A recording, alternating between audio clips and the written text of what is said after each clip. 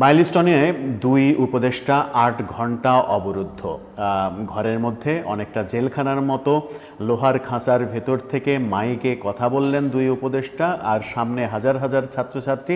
তারা ভুয়া ভুয়া স্লোগান তুলল, কোনোভাবেই তাদেরকে বের হতে দেবে না এবং দুইজনকে পদত্যাগ করতেই হবে। এদিকে মধ্যরাতে রাত ৩টার সময় কেন পরীক্ষা পেছানোর বিজ্ঞপ্তি দেয়া হলো, সেই জন্য শিক্ষা উপদেষ্টা তার পদত্যাগ চাওয়া হয়েছে। আসিফ নজরুলের পদত্যাগ চাওয়া হয়েছে আইন উপদেষ্টা হিসেবে। এই ঘটনাগুলো যখন ঘটছে, সচিবালয় যখন উত্তাল, মাইলস্টোন যখন উত্তাল, তখন সরকার শাক দিয়ে মাছ ঢাকার জন্য দুই উপদেষ্টাকে রক্ষা করতে, তার প্রধান উপদেষ্টার প্রেস সেক্রেটারিকে রক্ষা করতে সরিয়ে দিল শিক্ষা মন্ত্রণালয়ের সিনিয়র সচিবকে। শাক দিয়ে মাছ কি আদৌ ঢাকা যাবে?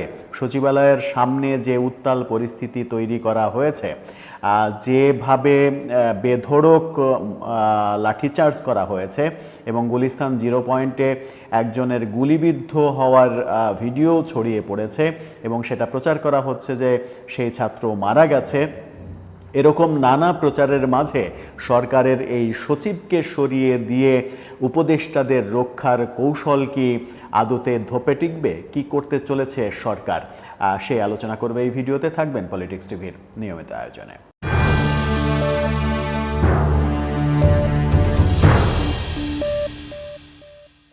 দর্শক, পলিটিক্স টিভির নিয়মিত ভিডিওগুলো স্পন্সর করছে প্রজাপতি.টিভি, নতুন ওটিটি প্ল্যাটফর্ম। আপনারা চাইলে ইউটিউবে, ফেসবুকে, ইনস্টাগ্রামে, টিকটকে দেখে নিতে পারেন। ডেসক্রিপশন বক্সে লিঙ্ক দেওয়া থাকবে, সেখান থেকেও আপনারা দেখে নিতে পারেন প্রজাপতির কার্যক্রম। বলছিলাম, শিক্ষা সচিবকে সরিয়ে দেয়া হয়েছে, যেখানে দাবি হচ্ছে শিক্ষা উপদেষ্টা এবং আইন উপদেষ্টার পদত্যাগ করতে হবে। তারা পদত্যাগ ছাড়া ছাত্ররা থামবে না। তখন শিক্ষা সচিবকে সরিয়ে দেওয়ার বিজ্ঞপ্তি দিয়েছে সরকার। এটাকে অনেকটা শাক দিয়ে মাছ ঢাকার মতো বলা যেতে পারে। গণমাধ্যমের শিরোনামটা আপনারা দেখে নিতে পারেন, শিক্ষা সচিব সিদ্দিক জোবায়ের প্রত্যাহার। সেখানেই বলা হচ্ছে, মাইলস্টোন স্ট্র্যাটেজির পর এইচএসসি পরীক্ষা স্থগিতের সিদ্ধান্ত বিলম্ব হওয়া নিয়ে নানা আলোচনা এবং দাবির প্রেক্ষাপটে শিক্ষা সচিব সিদ্দিক জোবায়েরকে প্রত্যাহার করেছে সরকার। অন্তর্বর্তী সরকারের তথ্য উপদেষ্টা ও জনপ্রশাসন বিষয়ক কমিটির সদস্য সচিব মাহফুজ আলম এই ফেসবুকে এক বার্তায় এই তথ্য নিশ্চিত করেছেন। বলেছেন, মাইলস্টোন ট্র্যাজেডির পূর্ণাঙ্গ তদন্তে শীঘ্রই কমিটি হতে যাচ্ছে। শিক্ষার্থীদের 6 দফা দাবিকে সমন্বয় করে তদন্ত কমিটি গঠিত হবে। ইতিমধ্যে শিক্ষা সচিবকে অপসারণ করা হয়েছে। ন্যায্য যে কোনো দাবি মানতে সরকার দায়বদ্ধ, এই তথ্যটা নিশ্চিত করেছে বাংলা নিউজ 24। ঘটনা আমরা সবাই জানি যে মাইলস্টোনে কি ঘটনা হয়েছে।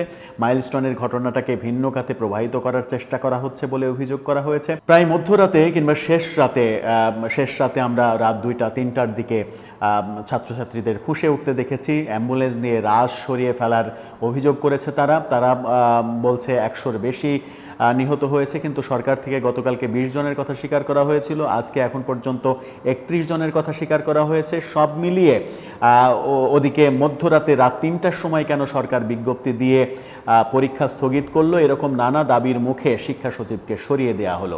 কিন্তু শিক্ষা উপদেষ্টার পদত্যাগ দাবিটাই মুখ্য। তার পদত্যাগ হয়নি, আইন উপদেষ্টার পদত্যাগ হয়নি। সরকার তারা ক্ষমতাসীন জায়গা থেকে সরবে না, এটাই স্বাভাবিক। এখন শাক দিয়ে মাছ ঢাকার চেষ্টাটা কতটা সফল হয়, শিক্ষার্থীরা তাদের আন্দোলন থেকে সরিয়ে আসে কিনা, সেটাই এখন দেখার বিষয়। মাইলস্টোন উত্তেজনাকে থামাতে সরকার যদি শিক্ষা সচিবকে সরিয়ে দিয়ে সফল হয়, তাহলে তো ভালো, সফল হতেই পারে। কিন্তু আমরা মাইলস্টোন কলেজে আসিফ নজরুল এবং শিক্ষা উপদেষ্টার যে অসহায় চেহারা দেখেছি, 8 ঘন্টা তারা অবরুদ্ধ অবস্থায় থেকেছেন, তাদেরকে বের হতে দেওয়া হয়নি। এবং শেষ পর্যন্ত যেটা ঘটেছে, আপনারা মানবজমিনের শিরোনামটা দেখে নিতে পারেন। মানবজমিন খুবই সুন্দরভাবে বুঝিয়ে দিয়েছে কি হয়েছে সেখানে শেষ পর্যন্ত। সেখানে বলা হচ্ছে, পেছনের গেট দিয়ে মাইলস্টোন ক্যাম্পাস ছাড়লেন দুই উপদেষ্টা, এবং ছবি সহ তারা এই শিরোনামটা দিয়েছে, সেটাও আপনারা দেখে নিতে পারেন। সব মিলিয়ে আমার মনে হয় যে পরিস্থিতি নিয়ন্ত্রণের বাইরে। নিয়ন্ত্রণের মধ্যে রাখার অনেক কৌশল হচ্ছে। 24 তারিখ পর্যন্ত পরীক্ষা স্থগিত করে দেওয়া হয়েছে, কিন্তু কোনো সিদ্ধান্তেই আদতে মূল ঘটনা থেকে বিচ্ছিন্ন হওয়া সম্ভব কিনা সেটাই এখন প্রশ্ন। দর্শক, আপনার কি মনে হয় শিক্ষা উপদেষ্টার জায়গায় শিক্ষা সচিবকে সরিয়ে দেয়া মন্ত্রণালয়ের সিদ্ধান্ত কি সচিব নেন নাকি সরকার নেয়, উপদেষ্টা নেন কিংবা মন্ত্রী নেন?